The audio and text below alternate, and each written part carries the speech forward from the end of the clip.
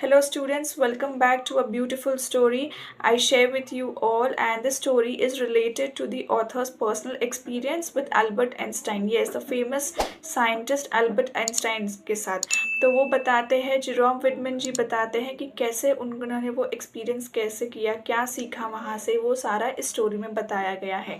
ये जेरोम जी है, वो एक अमेरिकन प्ले राइटर है, वो एक नॉवेलिस्ट है और उन्होंने 1960 में पुलित्ज़र प्राइज़ जीता है। अभी पुलित्ज़र प्राइज़ यानी कि क्या, जो हम लिटरेचर रिलेटेड, मैगज़ीन से रिलेटेड, न्यूज़पेपर्स के लिए जो हम लिखते हैं उसके लिए उन्होंने प्राइज़ जीता था।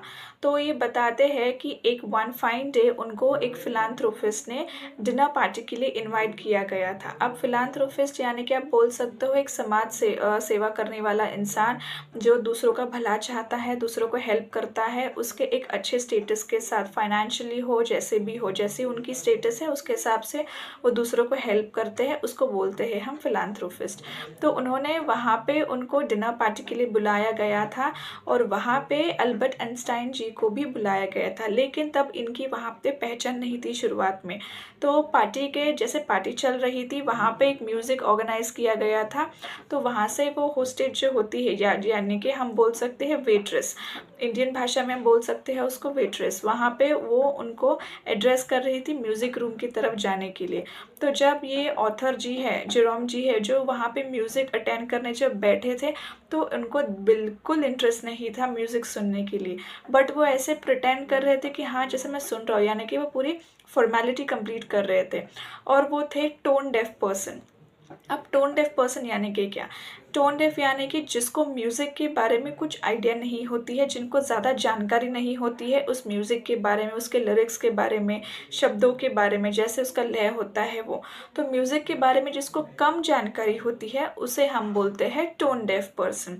तो ऑथर जी के साथ भी वही सेम केस था। तो वो वहाँ पे बैठे हुए तो थे, लेकिन उनका ध्यान बिल्कुल भी नहीं था म्यूज़िक की तरफ, और वो प्रिटेंड कर रहे थे और वो वेट कर रहे थे कब जल्दी से ये म्यूज़िक प्रोग्राम ख़त्म हो और वो वहाँ से निकलते हैं। बट ये सारी चीज़ों को जो है वो उनके बगल में बैठे हुए थे, वो है अल्बर्ट आइंस्टाइन जी, वो उनको ऑब्जर्व कर रहे थे। क्या हो जाता है जब वो म्यूज़िक के बीच में ही ऑथर जो जी है वो गलत तरीके से क्लैपिंग करना शुरू करते हैं। उनको यहाँ पे लगता है कि अब ये प्रोग्राम ख़त्म हो चुका है, लेकिन वो गलत थे, वहाँ पे प्रोग्राम ख़त्म नहीं हुआ था। वहाँ पे एक कुछ तो म्यूज़िक के चर्चे से रिलेटेड उनको वहाँ पे क्लैपिंग करनी थी, लेकिन म्यूज़िक तो इनको समझ में नहीं आता, इसलिए उन्होंने वो क्लैपिंग कर दिया था। तो ये सारे जो बिहेवियर है वो आइंस्टाइन जी उनको ऑब्जर्व कर रहे थे। तो आइंस्टाइन जी ने उनको जज किया और वो वहाँ से जब निकल रहे थे तो आइंस्टाइन जी ने उनको पूछा था कि आपको कभी आपको म्यूज़िक में इंटरेस्ट है, आपको किस चीज़ टाइप का म्यूज़िक पसंद है। आइंस्टाइन जी और जेरोम जी में ज़्यादा से ज़्यादा कन्वर्सेशन होने शुरू हो जाते हैं म्यूज़िक से रिलेटेड। अब वहाँ पे ही म्यूज़िक पार्टी होती है, लेकिन इन दोनों का आपस में बहुत ज़्यादा बात होता है। तो आइंस्टाइन जी उनको पूछते हैं क्वेश्चन, क्या तुमने कभी बास सिंगर बारे में जाना है, कभी उनके कभी गाने सुने हैं। अब ये जो बैक सिंगर है ये काफ़ी ज़्यादा फेमस सिंगर है पुराने उनके ज़माने के। अब ये जो बैक का प्रोनाउंसिएशन है ये फॉरेन लैंग्वेज में आप बोल सकते हो, इसको बोलते हैं बा, लेकिन ये इंडियन वर्जन में इसको बैक बोलते हैं। तो ये सिंगर के बारे में आइंस्टाइन जी ने पूछा था ऑथर जी को कि तुमने कभी गाने सुने हैं क्या। तो इसको जवाब देते हैं ऑथर जी और बोलते हैं कि मुझे जितना न्यूक्लियर और फिज़िक्स के बारे में पता है उतना ही मुझे इन सिंगर के बारे में पता है, यानी कि ऑथर जी को इसके बारे में कुछ पता नहीं होता है। तो इसको चलते आंसर क्वेश्चन करते हैं आइंस्टाइन जी और बोलते हैं यू डिड नॉट यहर बात। तो इसको ये मिसकम्युनिकेशन हो जाता है और जो सुनते हैं वो है क्या तुमने कभी बात लिया नहीं क्या, यू हैव नॉट टेकन बात, ऐसा उनको सुनाई देता है। किनको, ऑथर जी को। तो उसको वो रिएक्ट ज़्यादा नहीं करते हैं, वो चुपचाप से रहते हैं और बस उनसे बात करना शुरू कर देते हैं।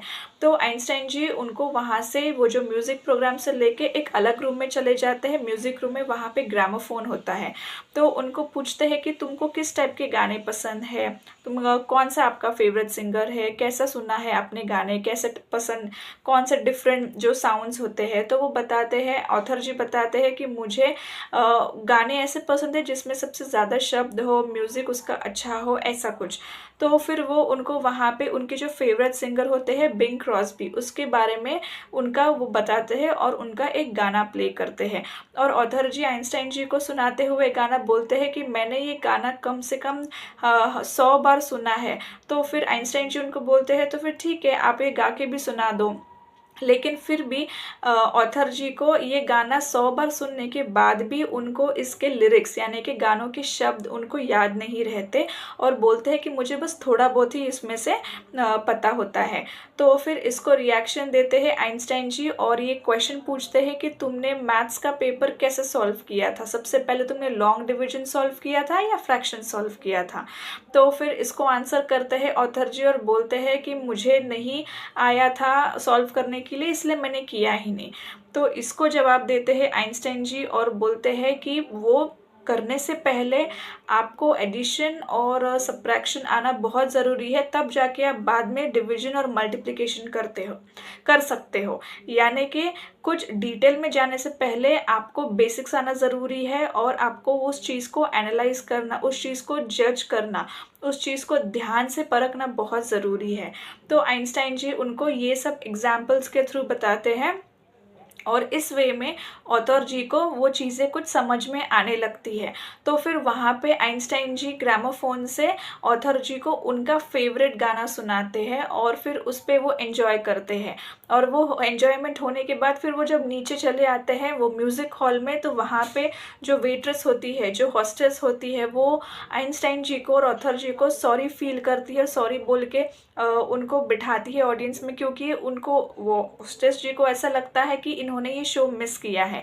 तो एक स्माइल के साथ आइंस्टाइन जी उनको बोलते हैं कि you don't need to be sorry, मैं भी सॉरी बोलता हूँ क्योंकि हमने शो मिस किया, I was busy making my friend learn something. तो आइंस्टाइन जी जोर से हंसते हुए हॉस्टेस को एक एग्जाम्पल देते एक सेंटेंस के साथ और एंड में बोलते हैं opening up the frontiers of beauty.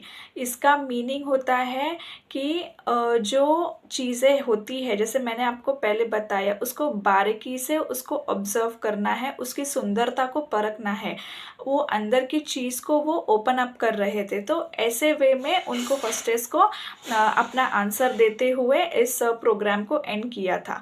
तो आइंस्टाइन और ऑथर जी के बारे में ये जो स्टोरी थी, ये जो म्यूज़िक से रिलेटेड, ये लाइफ को लेके कैसे है, कैसे जज करना है, उन्होंने यहाँ पे सब डिस्क्राइब किया है। तो इसमें से हमको सीखना चाहिए कि जैसे ये ग्रेट आइंस्टाइन जी है, उनका कहना है कि जो भी चीज़ होती है वो आपको अच्छे से उसको ऑब्जर्व करना है और तब जाके एक फाइनल डिसीजन पे आना है, तब जाके एक फाइनल एक्टिविटी करनी है उस पर।